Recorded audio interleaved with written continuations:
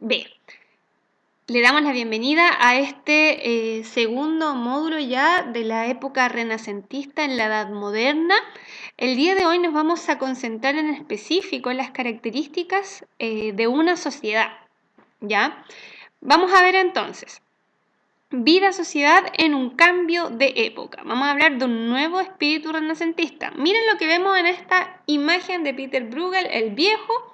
Se llama La danza de los campesinos, ¿ya?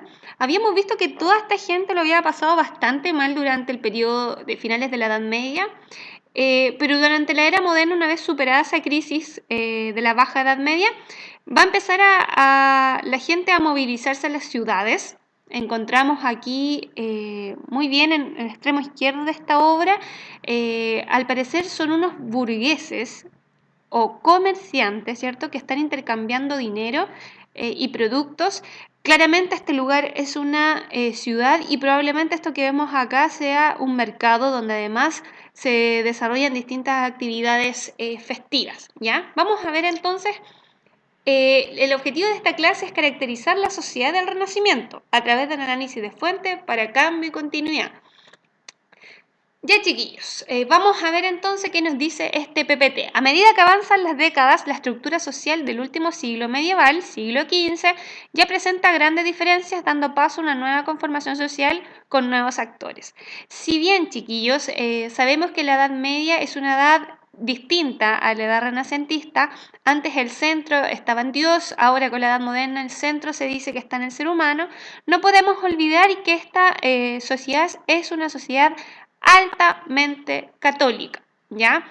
La fotografía que tenemos acá es la estructura estamental, es decir, hay estamentos, pisos, estamento 1, estamento 2, estamento 3, que es propia del último siglo medieval, ¿ya? Y encontramos que aquí, ¿cierto?, hay divisiones. Encontramos que en la punta de esta corona, cerca del cielo, siempre está el rey, que tiene ciertos sus beneficios. Abajo tenemos a los nobles, ¿ya? Tenemos los caballeros, estos caballeros medievales, y el alto clero, que son los sacerdotes, pueden ser obispos, ¿cierto? Con alto rango, ¿ya? Y abajo encontramos campesinos y un bajo clero. Aquí encontramos, por ejemplo, los monjes o los sacerdotes de pequeños pueblos, ya que si bien tenían donde vivir, por ejemplo, y tenían pequeños privilegios, seguían siendo considerados en este tercer estrato de nuestra conformación social. Bueno, con la llegada de la sociedad renacentista y este mundo, la sociedad siempre va a seguir manteniéndose piramidal, ¿ya? Acá hay una pirámide. Diferencia entre la sociedad feudal y la renacentista. Tras la expansión de la peste negra, el sistema feudal se debilita, ¿cierto? Este sistema del señor feudal con el vasallo que le trabajaba la tierra, que le debía fidelidad, empieza a debilitarse. Como también así todo el orden de las cosas. O sea, ya dejando de lado los efectos de la peste, la sociedad vuelve a surgir, pero con grandes diferencias. Miren aquí, tenemos una sociedad que claramente es mucho más variada que la sociedad medieval. Veamos, tenemos al rey en la punta nuevamente y también a la alta nobleza, príncipes, condes y el alto clero, que son los obispos. Tenemos un clero medio, que es lo que les contaba yo, que son caballeros, por ejemplo, pero también sacerdotes que si bien están un poco más abajo que los obispos, ¿cierto? Los cardenales, siguen siendo ciertos sectores con privilegios, ¿ya? Y acá tenemos encerrado en un círculo, va a nacer un nuevo sector que no lo habíamos visto en esta pirámide, ¿ya? ¿Qué es el sector de los comerciantes y banqueros? Acuérdense que cuando pasamos del feudo, este lugar cerrado con castillo, pasamos al burgo, encontramos que ahora tenemos una ciudad donde se realizan actividades comerciales, ¿ya? Encontramos aquí entonces a los banqueros, quienes se traspasaban productos, nacen los primeros cheques, etc. Y son ellos, como van a tener cada vez más poder económico, van a ser ellos los que van a empezar a escalar. Miren, si se dan cuenta aquí, en esta parte de la pirámide hay una escalera.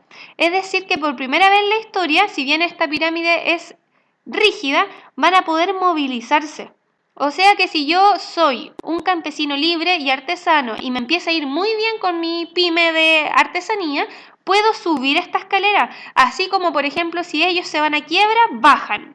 ¿Ya? O sea, existe más movilidad. Y va a empezar a pasar lo mismo con los campesinos siervos. Existen instancias en donde tú puedes bajar del estrato o subir, pero sobre todo quienes tienen más poder de movilidad social, de poder moverse, son los burgueses comerciantes y banqueros.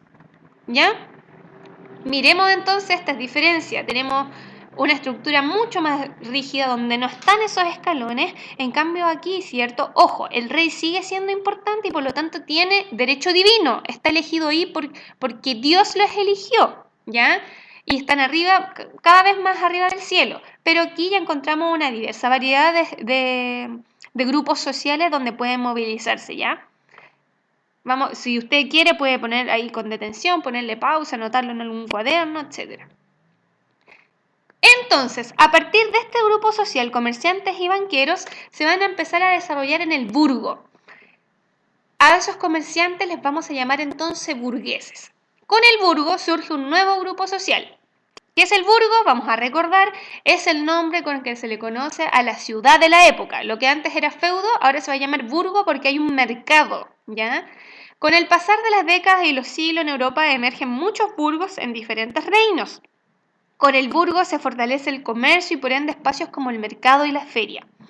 Aquellos comerciantes con mayor poder económico y dueños de grandes propiedades serán conocidos como burgueses. Acá tenemos una obra muy importante de la época, del siglo XVI, se llama El cambista y su mujer, y retrata justamente esta actividad de los burgueses que se encontraban en este estrato social, comerciantes y banqueros. Ya, como ven, tienen mejores ropas, tienen mejores calidades de vida y se dedican principalmente al comercio. Pero no todo es bueno para los burgueses, si bien tienen movilidad social y van cada vez escalando más en esa pirámide, ellos tienen el poder económico porque invierten, piden préstamos, incluso financian proyectos de los reyes. Muchos de los reyes quedaron en quiebra. Ojo, después de la crisis de la Edad Media, ellos quedan sin plata y le piden plata a los burgueses. Pero los burgueses no tendrán acceso a los cargos políticos, no van a gobernar, no serán parte de la nobleza y por ende no tendrán títulos de nobleza. Estos títulos, cuando hablan sobre los apellidos de los caballeros, ellos no lo van a tener. Entonces acá sale un meme que dice, cuando tienes todo el poder económico, tierras y ganancias por doquier, muy feliz, pero no tienes privilegios políticos, por ende no ocuparás nunca un cargo del reino. Esto va a generar molestia en los burgueses y van a buscar a lo largo de la historia cada vez más instancias para poder tener cargos políticos. ¿Ya? Hay que tener ojo aquí con este burgués molesto porque no tiene privilegios políticos. Aquí encontramos el feudo medieval entonces, para recordar, ¿cierto? Y el burgo del Renacimiento. Si se dan cuenta, acá también es un feudo amurallado, ¿ya? Donde está el río, por las invasiones bárbaras, recuerden, la iglesia, etc. Pero acá el burgo es mucho más grande. Todavía está amurallado, pero hay muchas más casas, si se dan cuenta acá.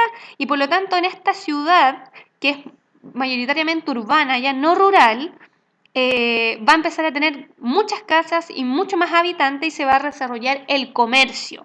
Burgo, comercio. Feudo, señor feudal y vasallo. No se nos puede olvidar eso. Y por tanto, en distintos puntos del mapa del mundo van a empezar a surgir distintos burgos. Acá tenemos, ojo, que todos son reinos, es decir, la mayoría está a cargo de un rey, ¿ya? Y encontramos distintos burgos en distintos puntos del mapa. Aquí en lo que hoy día es Alemania, encontramos también aquí burgos que se van movilizando también. Recuerden que como es un mercado, envían mercancía a otros lugares, acá entre Castilla e Inglaterra. Hay mucho comercio, se empieza a movilizar la plata, ¿ya? Ya nos vamos a ponerle un nombre, le vamos a poner un nombre a este sistema económico, pero lo vamos a ver más adelante. O sea, el burgo trae movimiento económico. La economía influye en la nueva sociedad. Es un hombre, desde aquí el hombre va a querer acumular riqueza, chiquillo, va a querer tener dinero, va a querer ser burgués porque es la única manera de poder subir en la pirámide social. El hombre europeo ya a estas alturas conocía la existencia de Oriente, como también así de sus riquezas, por ello se traza una ruta para poder acceder a dichos lugares. El espíritu aventurero y la ambición por los relatos de aquellos lugares desconocidos cambiaría las expectativas del hombre europeo. O sea, este hombre renacentista que confía en él, acuérdense que ahora el hombre confía en él, experimenta, es humanista, cree en la razón, cree que puede experimentar, va a empezar a utilizar la economía también como un camino para poder experimentar otras rutas y lugares. Vamos a profundizar en esto también más adelante. Esta ruta que ven aquí es lo que vamos a conocer como ruta de la seda, ¿ya? Que se van a ir a Oriente, intercambiando, y cómo empieza a fluir esta economía, ¿ya? Y aquí dice Marco Polo, he trazado una ruta para llegar a Oriente, allí hay mucha riqueza, solo hay que invertir en viajes y expediciones, el negocio será muy rentable en un futuro. ¿Qué dijo la gente? ¿Alguien mencionó la palabra inversión? ¿Alguien mencionó el concepto negocio rentable?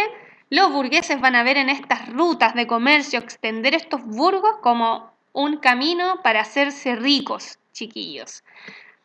Y sin olvidar, ¿cierto?, que hay un espíritu renacentista detrás. ¿Qué dice la fuente? Que sepa no solo la lengua latina, sino también la griega, que esté versado en los poetas y paralelamente los oradores e historiadores, y además diestro en escribir en prosa y en verso, principalmente en nuestra lengua vulgar. No estaré satisfecho de nuestro caballero si no es músico.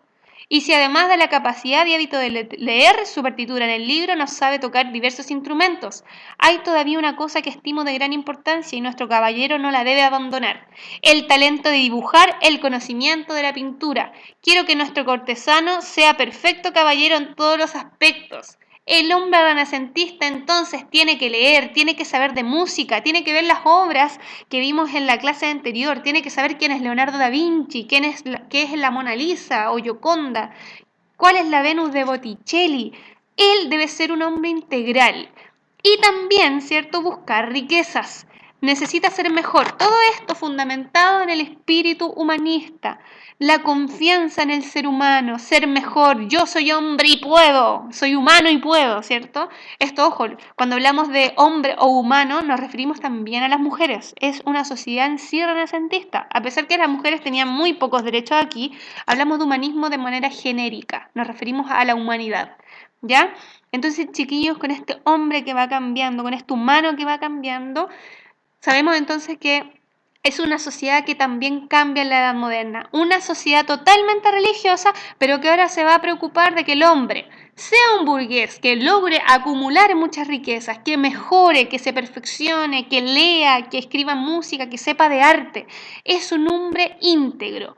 Eso es el hombre o el caballero renacentista. Así que ahora se va a ir a la actividad y nos vamos a ir a dar una vuelta por una de las ciudades renacentistas más importantes de la época, conocida como Florencia, ¿ya? Y nos vemos en una próxima oportunidad, chiquillos. Mucho éxito y nos vemos.